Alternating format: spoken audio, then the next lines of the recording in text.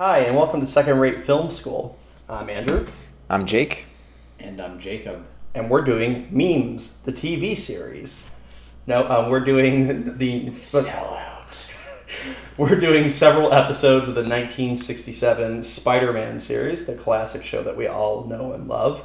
So you'll be able to see in the description below which episodes we're doing. We're doing some of the sane, normal ones, and then the what the fuck were they thinking later year episodes. When you say several, how many... So I guess we're doing 4, so do you consider 4 to be several? I think the definition is 3 or more is several. Okay, just wondering. I've always wondered what how many several was. Yeah. Wait, I don't know if anyone just noticed, but jewelry was spelt wrong when he swung into that building there. I love that fact. I also like how it shows your friendly neighborhood Spider-Man in the lens. Like, we don't know who this is yet. So real quick, I'll just sort of give a summation of what the show is for those who only know it for the hollow internet memes. This was the first animated series made about Spider-Man from 1967. It ran for 3 seasons. The first season was produced by Grantry Lawrence Animation, and this was primarily based on the old Stan Lee, Steve Ditko comics. And we were actually watching the first episode of season 1. Later seasons were produced by a different company, but we'll get into those when we watch those episodes. But yeah, so I think, as Jacob said, this is the first time Spider-Man is being depicted. And there's something, I think, very earnest yet pure, I think is the way to put it. That this is before Venom. This is before like Mary Jane got introduced in the comics in the later seasons. By that point, so she wasn't in this series at this point. So it's very like basic roots. Spider-Man was less than 5 years old when this first came out. So it's very interesting to see such a early adaptation of Spider-Man. This is before Clone Saga. This is before Venom. This is before all that stuff. This was right around when John Romita had started with the series. It's interesting because I guess the artwork is based on the John Romita version of Spider-Man, but it always looked more like the Ditko Spider-Man to me, like especially like Peter Parker. Oh, so that's true though? It's based on the John Romita. Allegedly, this is supposed to be based on John Romita's designs, and Romita and Lee, I think, were creative consultants, whatever that means. But it's odd because the art design always reminded me more of like Ditko, and I think part of that just might be a result of them having to like simplify it down. That's not to say Steve Ditko's art was simple or anything like that, but I think it's just a result of having to dial back on some of the more romantic aspects of John Romita's art. Mm-hmm. Yeah. Here's J.K. Simmons himself. I love this version of J. Jonah Jameson. This is Paul Kliegman doing the voice, and he's great. He's basically just like a one-dimensional monster in this show that wants money, but that's kind of half the fun. I also love, with the budget of this show, they can't have too many people, so New York is very desolate, but apparently the Daily Bugle's only employees are J. Jonah Jameson, Betty, and Parker. Literally no one else. That's why they're there so late. They're the ones running the press. I'm sure Peter was driving out there to go deliver newspapers for the next day.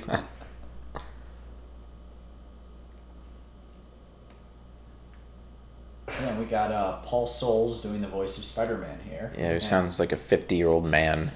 That's half the fun. I think that's why I never really watched the show growing up. I think when I saw the commercial on Boomerang and I heard that was the first line I ever heard, I was immediately turned off. I was like, I don't want my Spider-Man to sound like a 50-year-old man, so I never watched the show. See, what's interesting is that the 90s show Spider-Man the Animated Series and this one were my 2 favorite ones.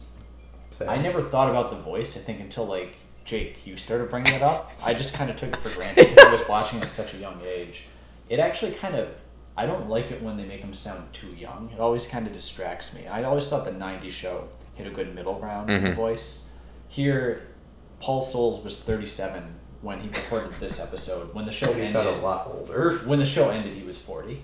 He was still doing the voice of teenage Peter Parker. I imagine, since this is the first, adaptation of the character, there's not a lot to go on, so I think Paul Soles' his rationale is, I'm just going to sound heroic. Well, you know what? Credit to Paul Soles, he used a different voice for Spider-Man and for Peter. So he wasn't just like reading the lines. He actually was trying to do something because he has a younger voice when he's Peter, and so the idea is that he's putting on a heroic voice when he's Spider-Man. And there's some precedent with that, with character actors changing their voices for superheroes, especially in this era. For the Superman radio show, and then for the Kirk Allen Superman serials, they would have dramatically different voices for Clark Kent, and then put on a very over-the-top heroic, like what you'd think like 1940s like radio announcers sound when they're Superman. And honestly, that's probably what he was thinking. More so, I mean, maybe it was a character thing, but I imagine that might have been what he was thinking. Just the superhero would sound different. Yeah. But Paul Soles actually did a lot of the voices in a lot of different Marvel shows from the 60s. And he actually had a cameo in the 2008 Incredible Hulk movie where he played the pizza shop owner where Bruce was hiding. And that was sort of as a tribute to all the voices he used to perform on the old Marvel shows in the 60s. And he's still around. I think he actually still acts. He's got like some Canadian web series that he's on that I looked up. But good for him. I was really disappointed when they had the 67 Spider-Man cameo in Spider-Verse, and it wasn't Paul Soles doing the voice. That's a real kick to the teeth. I was the only person in the world who was disappointed about that. I cared, but that's how it is. I mean, he would have sounded the same. That's what would have been great. He just could have used the same voice. I would have preferred if he sounded now like an 85-year-old man. I mean, he already does. So I mean, that's why I said he would have sounded the same. You haven't begun to see pointing bub. Now, the first time I ever saw this episode was when ABC Family was doing like a marathon leading up to Spider-Man 2, I believe, showing like all the different Spider-Man shows, and instead of just doing it chronologically like this, and then the 70s Spider-Man, and then Spider-Man and His Amazing Friends, they would do it based on theming. So they had a Green Goblin Day or a Doc Ock Day, so they would show, you would watch this episode, and then it would go to the 90s Spider-Man with a Doc Ock storyline. So it was very weird going back and forth dramatically. At 9 o'clock I'm watching this, and at 9:30 I'm watching Amazing Spider-Man, and at 9:30 I'm watching Ultimate Spider-Man. It was a heck of a weekend, but I loved every second Ultimate of it. Spider-Man? You mean Spider-Man Unlimited? Yeah, sorry. That's something we gotta talk about. I watched those two. That's how I found out about that Amazing Friends show. Yeah. It was an ABC Family, you're right. That's where I watched it too. That was where I first saw this episode. But yeah, this one, it's not terribly complex or anything, but it's kind of nice how it escalates where Spider-Man gets captured and Betty goes in to try and help and gets captured, and Jameson's trying to figure out what's going on. This is out of the first season, this is a pretty decent episode. It's solid. And hence why we're starting to really show how fucking weird this show gets later on. Earlier seasons here did loosely adapt some of the earlier comics, like the Lizard one. They go to Florida in the show, just like in the comic, right? Okay, yeah. He doesn't. It isn't to grow his arm back that he puts the lizard serum in him. It's because he has swamp fever. Mm-hmm. That might have been a little too depressing to have. I lost my arm. It's definitely a bit of a censorship thing there, but I say that it's more just they wouldn't want to show something like that in a kid's show, I guess. I also find it funny, I'm thinking about the designs here, how Betty Brant is given red hair in this when traditionally she's usually depicted with darker hair, and ironically this is even before Mary Jane with her red hair, so they kind of predicted the love interest, and that's the cool thing about the show, going back to what I said about it being simple and pure, that there's probably only 30 or something comics by this point. We're less than 5 years old. I think it was, I looked it up because I was curious for the Green Goblin episode we're going to watch where they were at with the storyline in the comics, and the issue where Norman Osborn is revealed to be the Green Goblin came out in 1966, a year before the first episode of this show. So they were into the Romita run at this point, which was from issue 39 onwards. Going back to what you said, Was, about the colored hair, I wouldn't think too much about that. It could just be it just shows up better in animation than black hair. No, and I'm just saying it's very ironic that they inadvertently predicted the hair color for his girlfriend for the rest of the series. Because I know they would go back and forth with him and Liz Allen when they would do the will they, won't they with Mary Jane, but To a hilarious degree sometimes. but she's obviously We're poor Betty. she's obviously Mary Jane so is great. obviously the main one that most people think of. So it's very funny that they inadvertently predicted that his love interest will be a redhead. For a while in the comics, it was just like constant misunderstandings with Yeah. Betty and Liz. And Betty would just get so fucking stressed out. She would have nightmares about Peter being Spider-Man and everything. And Basically, like what would happen is like something would happen and Betty would swear off Peter forever, and then Peter would be like, "Just my luck, being Spider-Man ruined my relationship again." And then the next issue, she'd just be over it, and Yeah. he'd be like, "Oh, Peter, you want to go out to the movies with me?" "Oh, I can't. I have to go do something important." And he would run off, and then Liz Allen would run into him to talk to him, and Betty would be like, "He hates me. He just wants to be with Liz." It was so great. Well, this has been a fun 10 minutes, but we're wrapping up to the end of this, I guess, segment. yeah. Not episode. Oh, it's already over. Yeah. So we're going to be doing a countdown on the screen, a visual countdown. So when it's done, that's when the next commentary will start. So change your discs or illegal streams of the show now.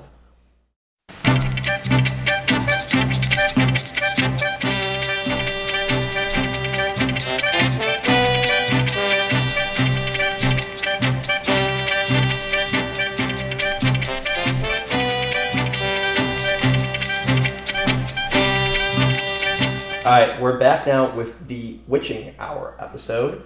If you're watching this and it had the intro, skip the intro. We are just now in the beginning of the episode.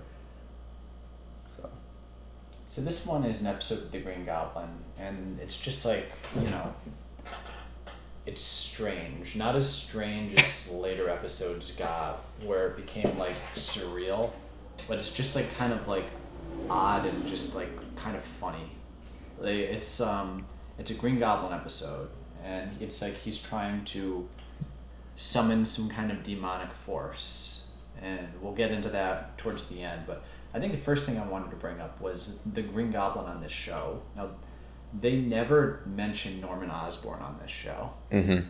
So it's almost, you know, it looks like a guy in a costume, but in a way it almost reminds me a little bit of like what the original Green Goblin was, Stan Lee's version, where it was going to be a movie crew was going to find an Egyptian sarcophagus, open it, and release a demon called the Green Goblin. And then Steve Ditko vetoed that. But it would have just been like a Green Goblin running around like this. Mm-hmm. There was none of the intrigue with it being a guy in a costume and everything. Well, that's very interesting because I'm trying to think. It was that sarcophagus. There you go. But other than the lizard, when they did which was literally his origin episode, they never really Sorry. Yeah, that's a great picture.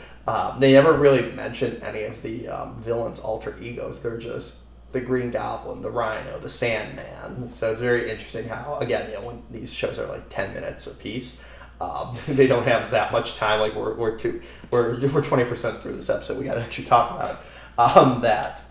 Oh, yeah. This is the part where basically it turns out you have to like use Jameson in order to unleash this demonic monster, and so the goblin keeps tricking him into reading like this like ominous Latin phrase, and it turns out that's real Latin. And the writers actually wrote a Latin incantation into that, which translated comes out to come forth from the great inferno.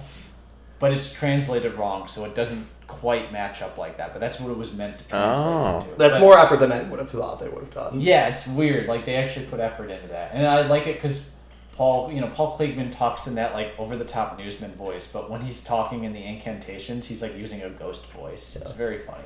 Now, with the limited animation, I wonder with the Green Goblin floating, do you think they just had the animations on? They just kept moving it up and down for the camera. Yeah.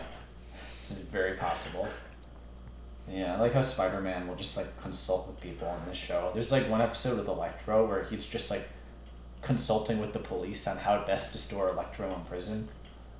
Well, it was in the era when we had to show our superheroes working with the police. They didn't like the idea of them being vigilantes, that they're borderline police officer. Oh, there's that shot that you'll see a million times, and that shot as well. It's interesting because this uses a lot of stock animation, but the actual shots of Spider-Man swinging look very good for the time. They put a lot of money into those shots. And that's why they reused them. Yeah, and they just use them over and over. They blew their season's budget on that, and like, oh fuck, we have to animate the rest of the season for $5.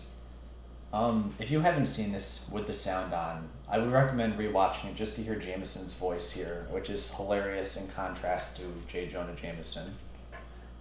And it's even funnier when you remember that he's the bully elf from Rudolph. That's the right. Red-Nosed Reindeer. Yeah. Along- Paul Souls was in that too. He was Hermes, the main elf, the dentist one. Yeah, there are a few other people who appeared in this show who were miscellaneous voices, I believe, in a lot of the Rankin Bass stuff, because these were all like voiced in Canada. Peg Dixon was the voice of most of the female characters on this show. Betty, Aunt May, anyone like that was basically her. I want to own that animation, so. That's Or this one. Stealth Goblin. It's just like the Amblin logo, but with the Green Goblin in front of the moon. classic Jameson. Very self-centered. I remember I had like the DK like Ultimate Spider-Man Compendium, and like they talk about J. Jonah Jameson, and they're like, fun fact, the middle J has never been revealed, so I wanted to say it's Jerk. Or sorry, it would be the first J then. I always figured it was John Jonah Jameson, and that's what he named his son after. I mean, that's the logical one. I'm surprised there hasn't been like a 5-issue arc now about what the missing J is. Or his name Probably is, has been. or it is Jay. That's literally, that was a joke on The Simpsons where Homer's middle name was Jay and he didn't know what the middle name was, and it literally was J-J-A-Y. So that feels like that would be a funny joke for this. I saw that episode. That might have been the first episode of The Simpsons I saw. No, hold on. No, Spider-Man's going to go into this castle. Now, there was a weird thing in animation where like a lot of characters were given the middle initial J. Like that started off like with Rocky and Bullwinkle, and it's just become a reoccurring thing in animated shows for some reason. Goblin, you were just in this house at the beginning of the episode. You should have grabbed it while you were there. I also do have to say, even though the animation is limited, their facial expressions are usually pretty expressive. Like And this the is where Goblin had Spider-Man 5 almost kills him.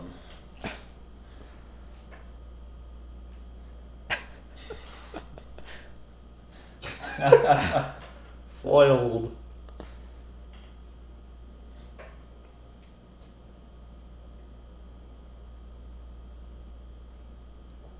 We're just having so much fun watching this with the captions. This next part's great, where I guess Spider-Man summons demon magic here in order to get the trail on the Green Goblin.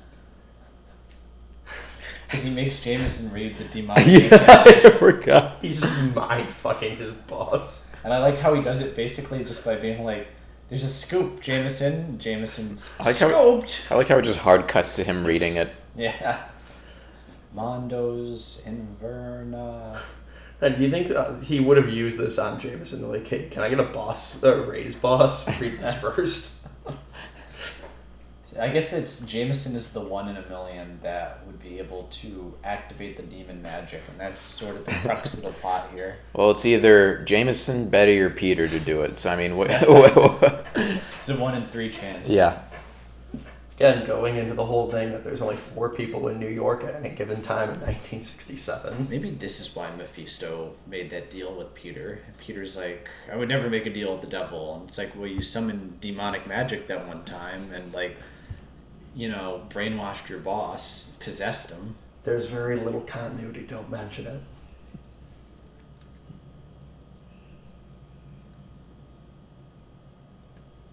I always like the background music during here. They always get their intense jazz going. Yeah. Well, and that is the theme song, of Gets you course, is pumped. iconic, but like I think all the music in this is really good. You know, especially this was an era where a lot of TV shows would just use stock music from, like old movies. It's very nice to hear, like the show Peter Gunn was like the first TV series, and that was like only 8 years before that use like actual original music. So it's nice to see, they continued on to obviously now. There was stock music used later on in the show, but it was from a famous stock music catalog, and it was actually pretty good. Yeah. But here's where things get just like, I don't want to say strange because we haven't gotten to strange yet with This is like a but 2 this out is of just 10. like silly, I guess would be the word, but silly in a good way. I James. love that. That's what I forgot. You're a fink. Oh, and then Spider-Man almost kills him. I'm just imagining like a Hurt Locker scenario. Like he needs to be like wearing like the big bomb-proof thing, and only he loses his hands. He's gonna blow his hands off. Oh, and then the demons are revealed, and they're all like, you know, They look like cartoon ghosts in like the intro of like a Mickey Mouse cartoon. yeah. Or the Boo Brothers, I was gonna say it looks a little like the Boo Brothers. No. which is Jake's favorite movie. Boo Brothers looks better than this. It basically In looks animation. like, yeah, you kind of suck, Goblin. Whatever you are, whether you're a real monster or some Billionaire industrialist suit. in a costume. Now I forget. Did they ever, when the Goblin showed up again, was he ever more true to like the comic counterpart at the time, or he was just more like a gangster?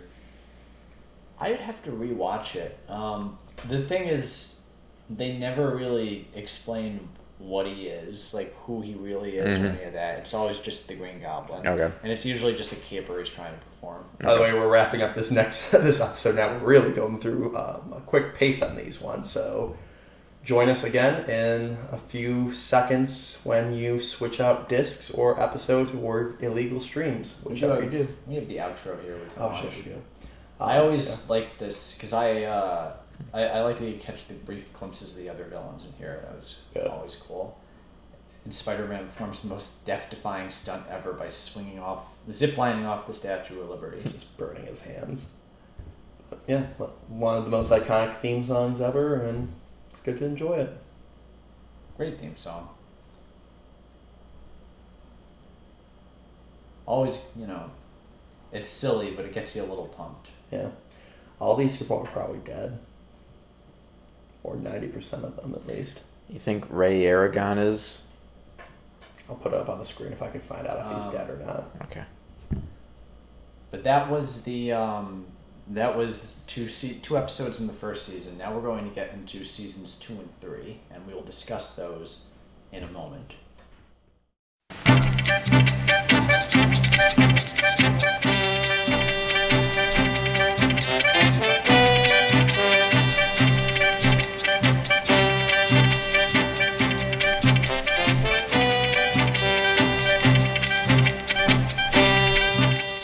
Alright, we're back again, and now we're doing the episode The Origin of Spider-Man, which, as the name would imply, goes on to the origin of Spider-Man, which, this being the first time we're seeing Spider-Man outside the comics, is the first depiction of his origin.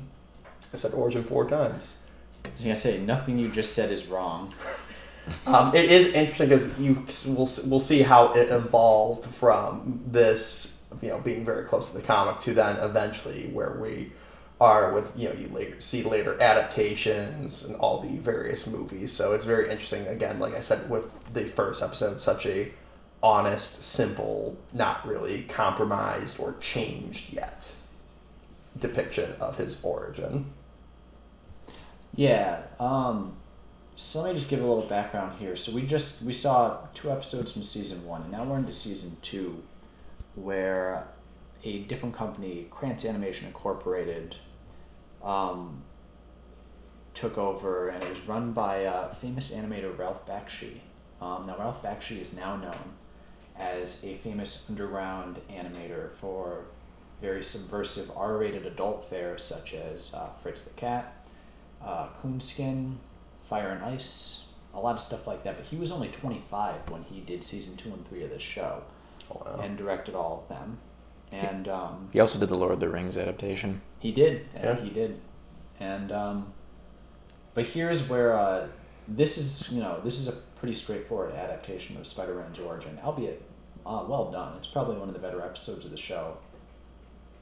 And then things start to get strange as his run on the show continues, for a multitude of reasons we'll get into. Yeah. Hey, look, it's Archie in his jalopy. Remember when Archie was a thing? I do. It's Technically still a is. thing. It's cool that they did an origin episode on this show because most of the cartoons don't actually show the origin, and this one, like, it got it right. Mm-hmm. You look up interviews with Ralph Bakshi, and you would think, based on the quality of later episodes, that it was probably, and just his own output, that this was sort of a work for hire thing. But he actually had a genuine appreciation for the character, and unfortunately was just stuck with limited resources as time went on. Mm-hmm. But you can tell because this understands sort of the core ethos of the tragedy of Spider-Man's origin. You're also starting to see a little bit of the like weirdness of the animations of the background. Like it's not quite like, you know, ink drop backgrounds like Ren and Stimpy or like the very later episodes, but you're seeing like the almost blurred backgrounds. Like you can still tell like they're in front of trees, but like the sky is starting to become weirder colors. So Yeah. The animation. we're not. Oh god, and that guy's face is weird. Even the people look a little different. They do. They're drawn in like a similar style, but you can tell things are a little different. Yeah, especially going from literally this like third episode of the show to now season 2. Also, there's more than 3 people in the world. Well, in the one episode when like the buildings are collapsing, being sucked into the mole world, it's like just whole skyscrapers are disappearing. Tens of thousands of people are being killed. Like, fuck it, we don't care now. We have more than 4 people in this town. So I guess this takes place in the fall, Yeah. judging by the. The fall after a Foliage. nuclear war, considering Yeah, how it's the yeah. sky. It's just blacked out the sun, and now all the plants have died. But you can start to see in this episode, particularly this sequence, how sort of psychedelic things we get later Yeah, on. it looks good. I like how the colors are and everything. It's not- when- yeah. It's yeah. not just something. What? Nothing. But no, you can see. I was motioning to something else in the room, trying to be silent so Jake wouldn't bring it up. But yeah, you can, like you said, you can see it looks nice, but we're starting to get weirder. Well, you'll see it when the spider gets zapped by the radiation, where like the psychedelic stuff comes in.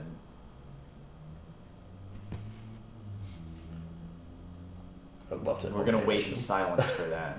Yeah, like this, like the background is just Yeah. being one solid color. The hints are here, but there's a real story that's sort of grounding it all. It doesn't just turn into nonsense like later episodes will. Yeah. So Yeah. yeah, no, it's. I feel like we're at like an animated like adaptation of Frankenstein. Like I'm ready to see like Dwight Fry and Colin Clive, like lifting a body up. Well, like I was saying, this could have been a lot straightforward in the hands of someone lesser, but this is actually very, very interesting how it's done and everything. Yeah, I like how the spider looks when it gets sapped. Yeah. It's this is like a real psychedelic moment. For sure. Just morphing and stuff like that. And this is back when it was still a radioactive spider that bit him. I don't know like when the official changeover to it had to be the Raimi movie when they said genetically modified, right? Yeah, it depends on what adaptation you're watching, I suppose, because I think the comics now just kind of gloss over it. They just say it was like irradiated or modified, Yeah. but it's implied that they didn't change the origin. But then newer versions of the story will change it into like a genetically modified spider, to which I'm like, who cares? Yeah, I mean, it just shows the difference in our views on science. So back in, you know, the mid-'60s, you know, you have the atomic age when that was like, oh, nuclear energy can do anything. Yeah. And then now it's like, oh, we're more into genetics. So that's just something I've noticed is very interesting with it. Meanwhile, in the abandoned streets of New York, this is in the midst of the coronavirus. And who knew Peter Parker rode a motorcycle? Peter, put your mask on. See, I would say now this looks a little more like Romita, Yeah. A little bit. the drawn style. Like this looks like something out of a Romita panel, actually. Dude, See, that's a great that looks image. a literal panel.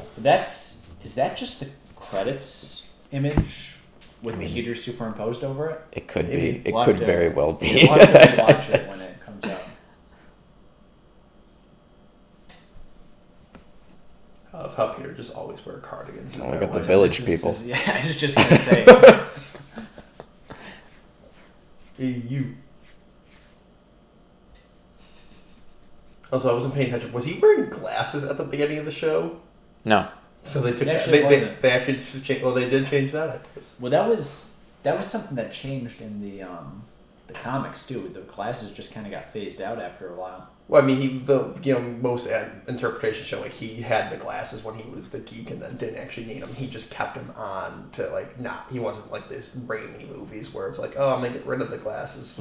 So you're right, he did have them for a while, but it's interesting they didn't even depict him with the glasses pre-bite.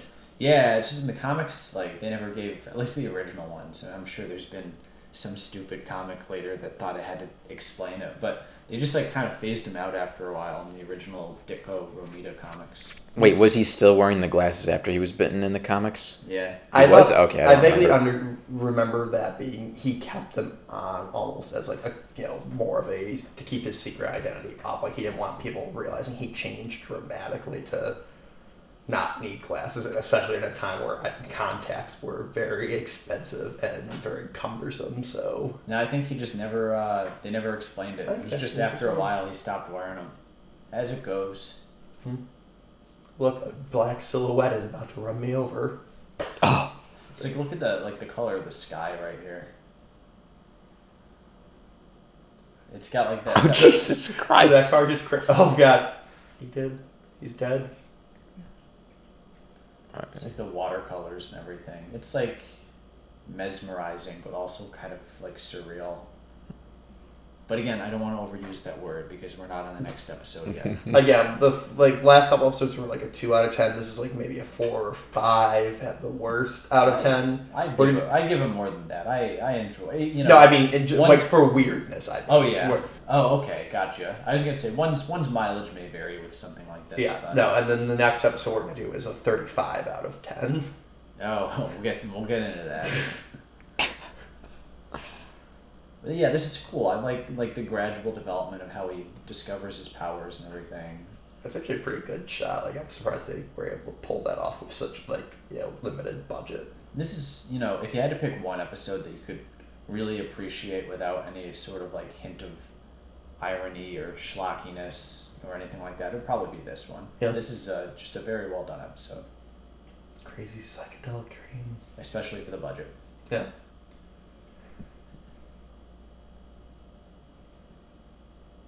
Now we're right in the middle of the Vietnam War. Do you think Peter, do you think he got his draft card or was able to get deferred? Like I like to think he got drafted right after the series ended. Oh, he was definitely deferred because he was in college. Oh yeah. Flash Thompson, on the other hand, did not appear on the show, which means he definitely did not make it into college. He was killed in the Tet Offensive. Oh my god. Not going there. How's like this version of Peter has a full lab set up in his room as well for this one episode? Well, he actually has this in other episodes. Oh, yeah. He'll that famous footage of him with the test tubes where he keeps pouring the beakers into each other. There's Uncle Ben himself, Martin Sheen, Cliff Robertson, etc. Tom Hanks in a future movie. Probably. No, we got to keep getting actors younger, so it's going to be like Zac Efron is his uncle in the next one. Hey, Peter! Look like brothers. Uncle Ben! Uncle in like a family, like a familial friend term. I think Adam West would have made a great Uncle Ben.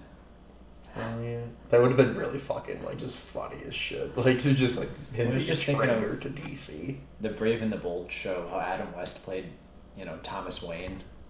And I was go a step further, bring him into Marvel and have him voice Uncle Ben. Well, it's like how Roger Moore always wanted. He kept begging for years. He said, "Let me play a Bond villain. Let me play a Bond villain." And they were a bunch of fucking wimps and said, "No, we can't have you play a villain." It's like, fucking cowards. It sucks because they kept wanting to bring Sean Connery in, and he was poo-pooing it. No, I'm not gonna. Roger Moore would have done whatever silly cameo you gave him. Yeah. He's a cool guy. Roger Moore should have voiced Spider-Man on this show. He would have sounded younger. Maybe. I don't. It depends. Because a middle-aged British man is playing a young kid from New York. Oh, and reverse color. Yeah, reverse color. Not anymore. I actually like this scene combined with the music. It actually really gets you pumped because it's like the first time you've seen Spider-Man. And the weird dystopic Brooklyn Bridge we just passed. It's nothing like the real. Did you say dystopic? Yeah. You know what? We make fun of the voice here, but Paul Soules actually does a very good job in this episode. When he has to when he's talking about Uncle Ben's death at the end, and when he's confronting the burglar, he's really trying, and he does a good job. He sells it. Mm-hmm. I'd like to own that animation. I want to own a lot of these animation cells, and then we could recreate this show. These the famous stock poses and everything got to be expensive. Oh yeah. Especially since they you could look. Oh well, TV series they did a lot of poses. No, they only have 1/50th of the poses you think they do because they were just recycled, so they're even more expensive. Just like a nuclear Armageddon happening behind them.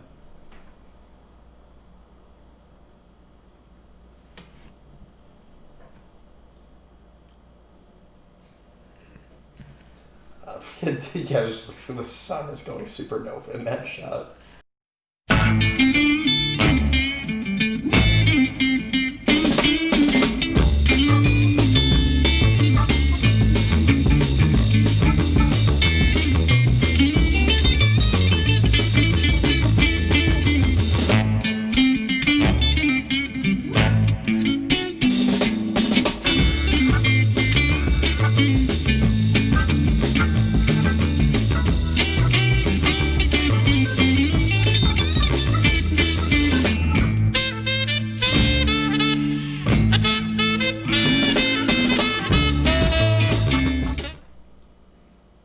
He's swinging around. Oh, watch out! Watch out for that tree. He does a lot of swinging. I forgot how much of this 22 minutes is him swinging around. Evidently, unless the captions were leaving shit out in silence. It's because they got to fill the time. I like how the burglar looks like a Wild West villain in this one. I love how that guard looked like fucking Peter. He looks like a Wild West villain. It's great. You can always tell how the times are changing based on what the burglar looks like in Spider-Man adaptations. Yeah. He's become more of a hoodlum in recent things. Frosted Tips in 02. Frosted Tips in 02. This is a very traditional version. Oh, what did the killer look like in the Amazing Spider-Man film? Wasn't he robbing the store or whatever, the gas store or whatever? Oh. The convenience store. I don't remember. I was gonna make a joke saying he didn't know because they never caught him. He was the hoodlum guy, but they never caught him. And they never resolved. Anyway. That's a good example. Actually, that's a good example of a version of Spider-Man that didn't quite understand how that origin should work. I mean, it got the basics, I guess, but they messed with the structure and it ended up being a lot less effective. It felt just a beat instead of the story itself. Mm-hmm. Yeah. And this is actually also an interesting not departure at the time. Well, that's actually a really cool shot.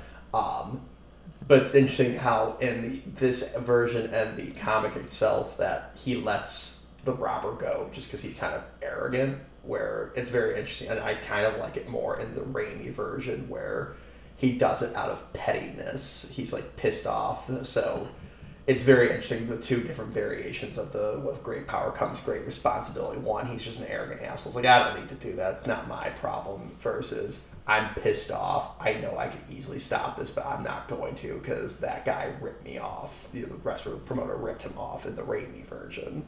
You hear it's just he's very cocky. That's it. Arrogant, cocky, whatever you want to be. Animation's actually pretty good making him look sad. The tear was a little weird, but again, they probably spent $10 animating this episode, so it was very effective for what they had to do. Yeah, absolutely. Oh, and this great shot of him running. Hang on.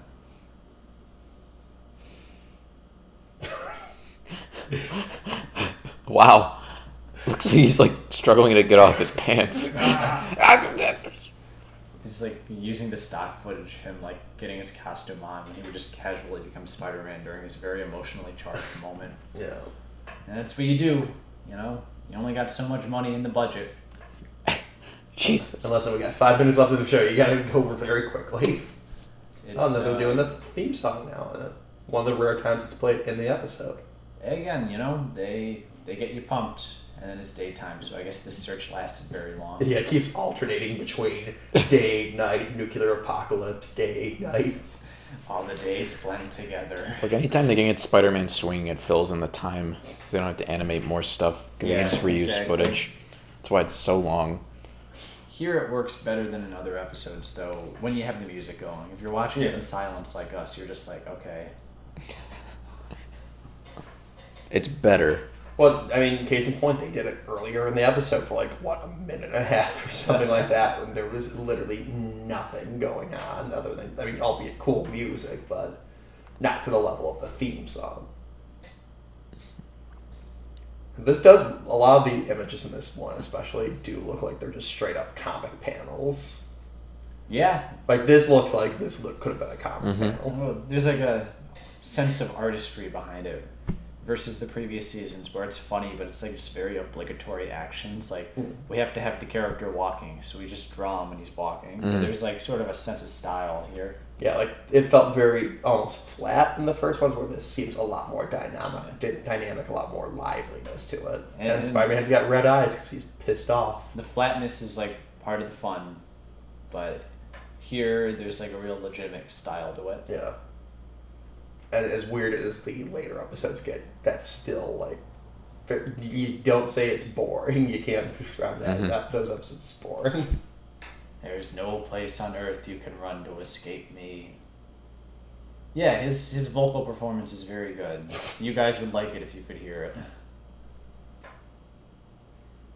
I guess there's usually the assumption that most people who listen to us have watched the stuff originally. So, I mean, if you're listening to our commentary before you've watched something, thank you. We really appreciate that. This is how you wanted to be introduced to the various properties we're doing. It was a very strange choice on your part.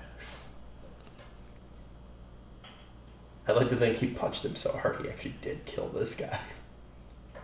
This is before Peter really learned how to pull his punches to not pulverize and kill someone. This is an interesting show where, it's very quaint, but it's not like Spider-Man and His Amazing Friends where it's super sanitized. Like, this has a lot of really weird, deranged stuff in it when you break the show down.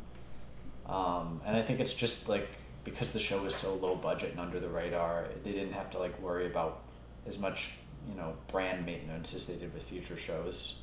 I think the 90s show where they never said kill and stuff like that. Here, I mean, Spider-Man says, "This is for the man you killed," and then punches him in the face. Yeah.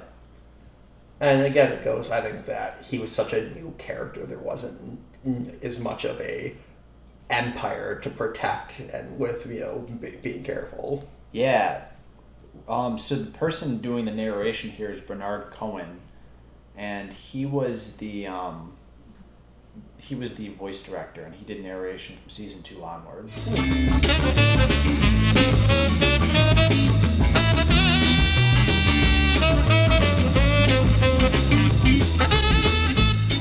Again, for the third time, in 22 minutes, we get to hear the theme song, but I don't think you ever get sick of it because it's a kick-ass theme song. And I'm not even trying to be funny. It is great. Yeah. I like it when they put it in the episode there. Yeah. It's, it really gets you pumped and you're emotionally invested.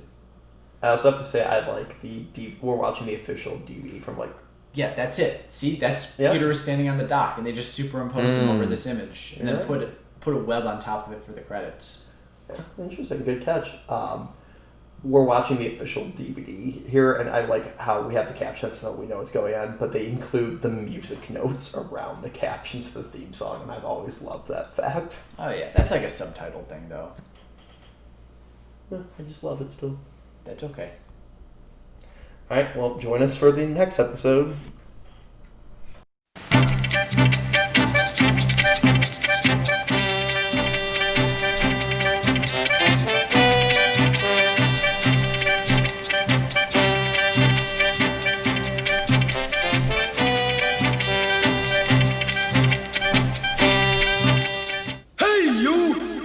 Watch that. Watch this. This is the heavy, heavy monster sound. The nuttiest sound around. So if you're coming off the street and you're beginning to feel the heat, well, listen, Buster, you better start to move your feet. to the rockinest, rock-steady beat of madness. One step beyond. Yes, welcome to possibly the weirdest episode of this series, Revolt from the Fifth Dimension. This is when the show really goes off the rails in episodes like this, and it is quite possibly the most entertaining thing you will ever watch in your life. Fuck all the other Spider-Mans. This is true Spider-Man. God damn it. Yes, so a little background on this. So as the Krantz animation, aka the Ralph Bakshi seasons went on, they got more into original villains and stuff like that Bakshi and his team came up with, which were very psychedelic and strange, but on the same token, their budget got smaller and they ended up using a lot of stock footage, and that reached its nadir here, where it this is actually, almost all of this episode is recycled animation from an episode of the show Rocket Robin Hood. So basically they just took this show Rocket Robin Hood and they would replace the character of Rocket Robin Hood with Spider-Man cells that they had, and then they would throw in stock footage like this, and they called it an episode. I would like to actually watch episodes side by side. I've heard that too before. Yeah, Spider-Man has mostly the same dialogue that Rocket Robin Hood had in his show in this episode. And believe it or not, this episode was slightly controversial back in the day, in that ABC didn't want to air the episode because they felt it had drug-influenced undertones. And by undertones, they mean overtones. Yeah, you'll get a sense of that as it goes on. Yeah, it is very interesting. Again, it goes back to what I said in the earlier episodes, where it's like, we're only a handful of years into this series when they didn't have nearly as many villains. So it kind of does make sense where it's like they can't just do, or they felt like they didn't want to do the same 8 or so villains over and over and over again. Though, did we ever get an Enforcers episode? Yes, but they weren't the traditional Enforcers. There was only 2 of them. It was Ox and the cowboy one. Blanking on the cowboy's name. But he was just called Cowboy in the show. Fancy Dan? No, Fancy Dan was the small guy. Montana. Yeah. But he was just called Cowboy. It was in the show. Okay. They only called him Cowboy. But the overall point, that's I could see why they were like, we don't want to keep recycling characters. Now, that being said, if this is not the villain in the next Spider-Man movie, I'm gonna fucking shit. This should be the villain in Spider-Verse, too. That would be great. Make the Spider-Man 67 universe actually very important to it. It seems like an episode of the Jetsons. I expect to see George Jetson fucking fly by. It's pretty unrecognizable as a Spider-Man thing, but that's kind of what's so strange and genuinely surreal about it.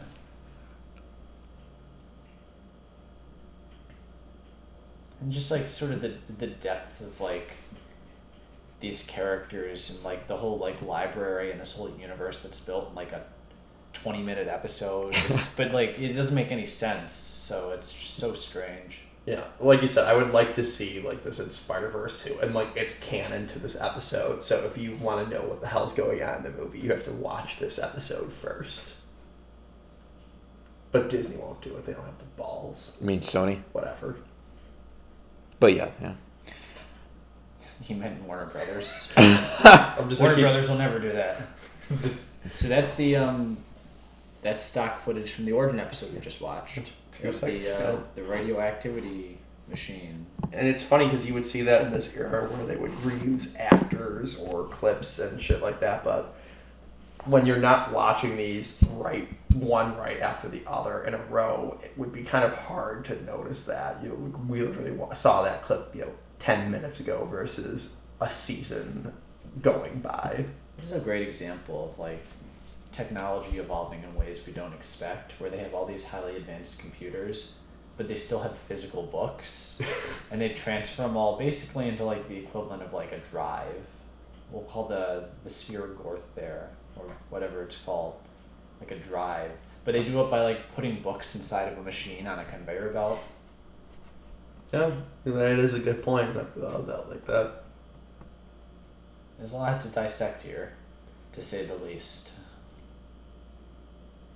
And right now, if the acid you took that I told you to in the description kicks in, you're going to have a real fun time. Did you give a time code on when they're supposed to take the acid? Yes. Yeah, because the episode might be over before then. They were supposed to take it when Doc Ock This insert a joke from the first episode. There's a nice little emotional moment there before things just descend into madness.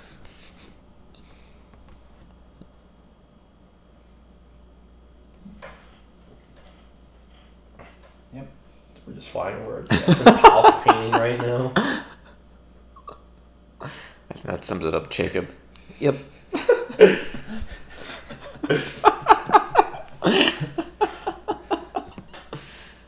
Spider-Man.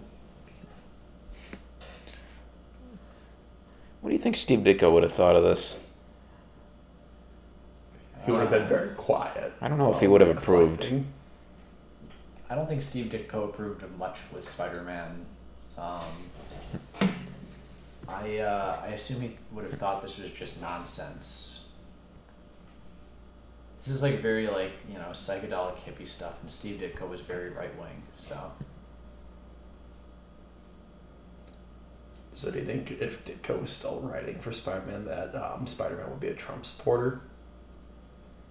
I don't know if Steve Ditko would have been a Trump supporter, but I don't know. That's a whole other conversation. That we should dive into in 3, 2... You don't want to discuss this guy? I'm just thinking of... He just wants to get the Library of Gorth back. His design just reminds me of a combination of Brack from Space Ghost and... what was the praying mantis's name? I don't know. I never watched I know it. who you're talking about. Yeah. I don't remember his name either. Yeah, I'll put them both up on screen, but it's like if they had a child, praying mantis and Brack would look like that. The Cosmo Magnetizer. Is that Nickelodeon slime around it? Is that why it's green? What? Is that Nickelodeon slime is what I was saying, because it's green. I think that's PBS slime.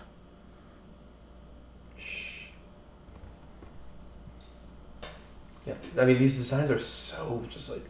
I feel like those creatures looked like they were right off Grinch Night. Yeah, actually. Grinch is gonna get shot. Grinch is gonna get shot. Well, it's like, there's a point with this where the story either is nonsensical or just like, so simple that it's hard to get engaged, and you just kind of have to appreciate the weird animation. Oh, the solar system. Oh, so we're like 8 minutes into this, and Spider-Man has been on screen for like a minute. Spider-Man is still on that building back on Earth thinking about space. He's just up there lighting up a Mary Jane. Get it? What?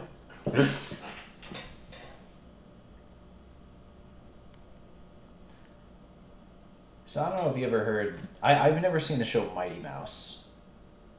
But Ralph Bakshi created an episode of that show that was also banned because it had a scene where Mighty Mouse snorted like a cocaine-like substance that gave him his power. And this got it banned in '88. So you can see, where this guy's mind was at. So like when things here sound like metaphors for drug trips. It's not a metaphor. Yeah, no, it's like intentional. This isn't like he didn't know what he was talking about. Yeah, still on that building. He's just been sitting up there for days.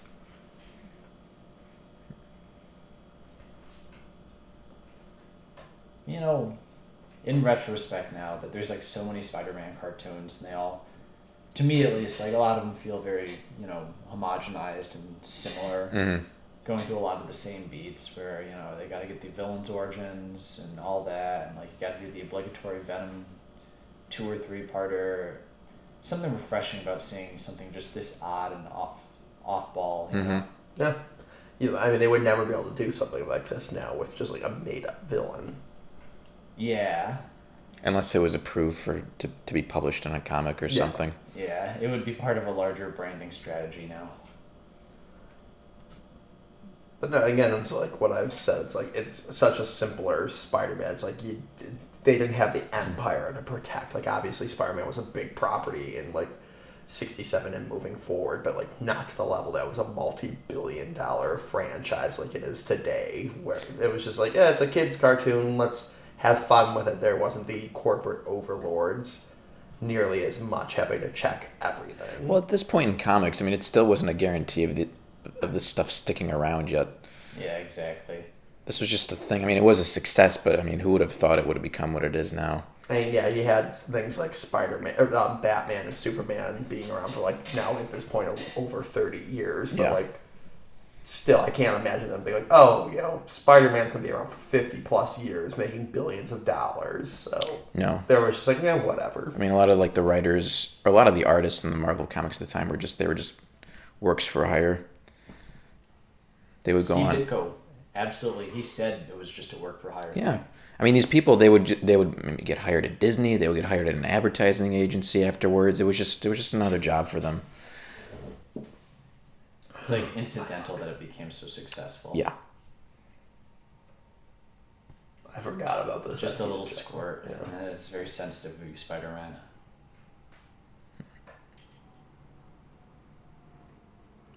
Just Spider-Man gets a bad nosebleed from this.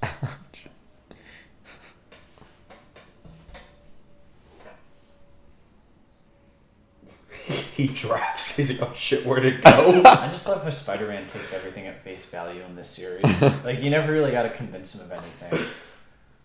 They even made fun of that in Spider-Verse, the comic, where they met the 60s Spider-Man and they explained the whole scenario to him, and he just was like, that makes sense. Why didn't you say that beforehand?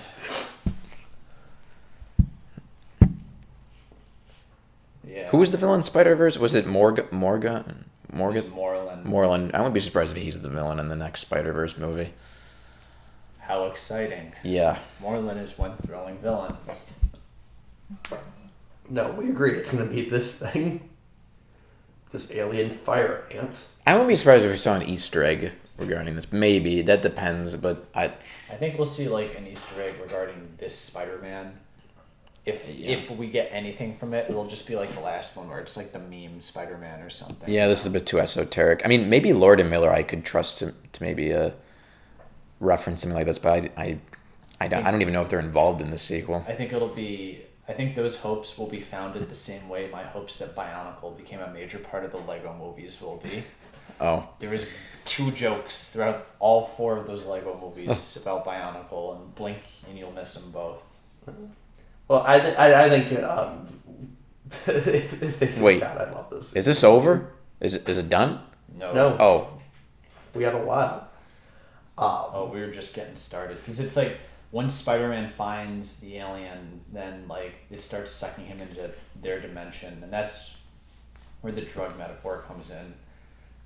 Suddenly everything like speeds up here, and I thought they were going to do like with him holding place. Like, this will expand my mind to all knowledge of the universe if I consume this. So that's what it's. You don't want to look so much into it that it's that direct, but that's what it is. It's like he finds the little pill that has all the knowledge in the universe, and suddenly he's on a trip. He's out of control. Ironically, a red pill on top of it. Okay, Elon Musk. Now we're in the intro to Vertigo. Just superimpose Jimmy Stewart's face over that. Oh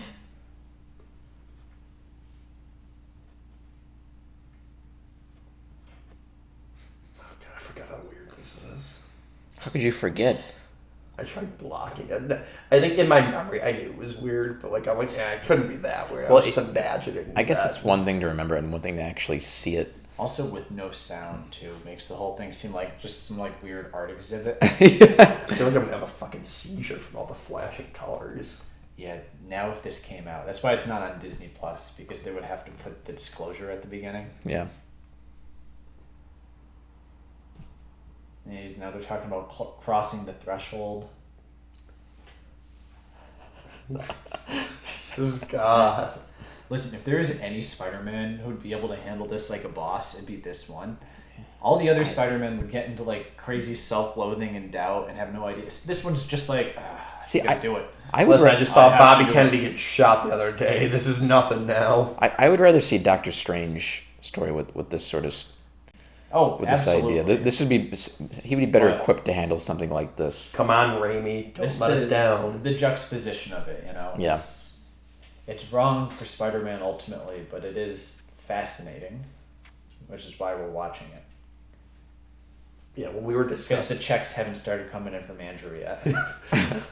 when we were discussing the idea of doing like several episodes, Jacob immediately said we had to do this one. Like the other ones, it was a little negotiable, but this one was his. Yeah, we got to do this one. There's so much to like discuss with this one, and it's just Could you like, imagine so if much this was just mystery. 11 minutes too? Like if this was a short one, like just a segment, cramming all that shit to 11 minutes. It's like, yeah, it's so strange. What I love, like, there's also like a later episode that implies Spider-Man might be dead, and like then like all this weird shit keeps happening. And it's like there's a theory that that's why all the weird shit happened, that he's dying, and he's just imagining all this shit. That it's like He died at the end of season 1. there's like an episode I think like somewhere in season 2 where he gets trapped like in a freezer briefly, and people say, well, after that episode, weird shit starts happening. So he imagined himself getting out as he died of hypothermia. And it's like I think that's going a little deep for 1967 Spider-Man cartoon to be doing a whole. It was all a dream. I prefer the opposite. Everything happened at exactly the way we see it at face value. Exactly. It's just this guy has a very strange life. It's a strange few years for this man known as Peter Parker. When you look, even like when you look at the earlier episodes, yeah, it doesn't get quite this weird. But the fucking second episode is dealing with aliens coming down in a fucking floating diamond, iceberg, freezing the city. So it's like they were getting weird pretty quickly. Well, you know what's interesting is that like it's not like it's just psychedelic animation. There's still a story being told here. Like Spider-Man, like the snake just stole his ring. He's like, oh no, the ring, I have to get it back. Like if I was Spider-Man, I'd be so overwhelmed with stimuli right now that like I would have no idea what to do. I would just be in a fetal position crying. Right Yeah, now. but he's like he's so focused and on task right now. Chasing Even though the he's fucking just, Blue like Brothers. he's walking through like this strange dimension.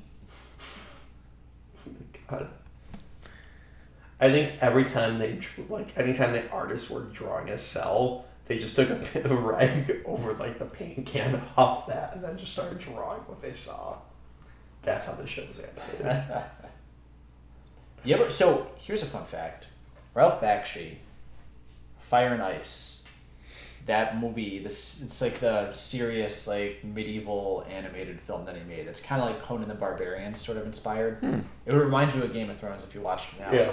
Written by Roy Thomas and Jerry Conway. Really? Yeah, who were two famous Spider-Man writers. They both. Roy Thomas took over after Stan Lee. He was kind of like his right-hand man. And then Jerry Conway took over after that, and he had a very influential run in his own right. When he was 19. That's so crazy. Now we're in our late 20s and we feel like fucking miserable failures. You know, we're making fun of this show, and it's like Bakshi was younger than us, directing a major TV series, and we're like, oh, this is weird. Well, I don't think we're disrespecting it. I think we Joking. actually kind of appreciate it.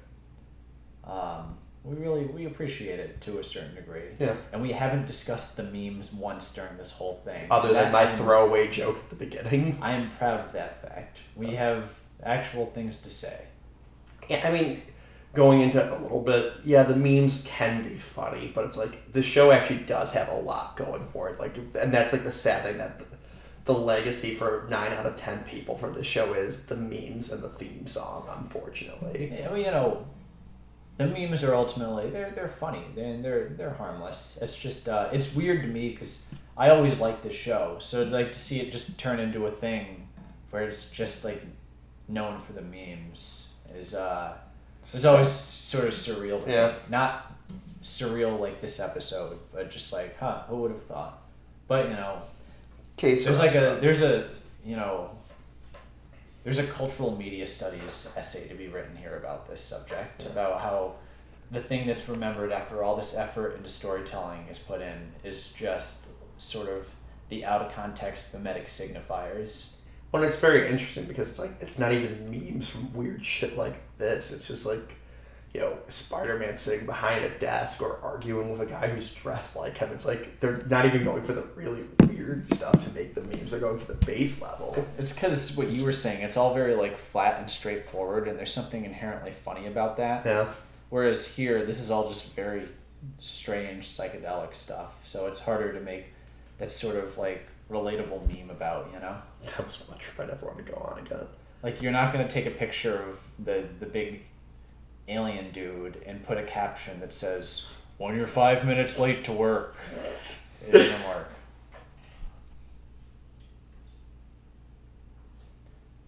So yeah, Spider-Man went on a life-altering trip, and it's like, well, time to go home and get some sleep. I like how he just like says he's gonna turn the thing over to the authorities. Like, did he just bring that library of Gorth to the NYPD? Like, what were they gonna do with it? Some like sarcastic cop and Queen's like, "Whoa, yay! What the fuck is this? I don't know what this book thing is." Some Stan Lee written cop or something like that.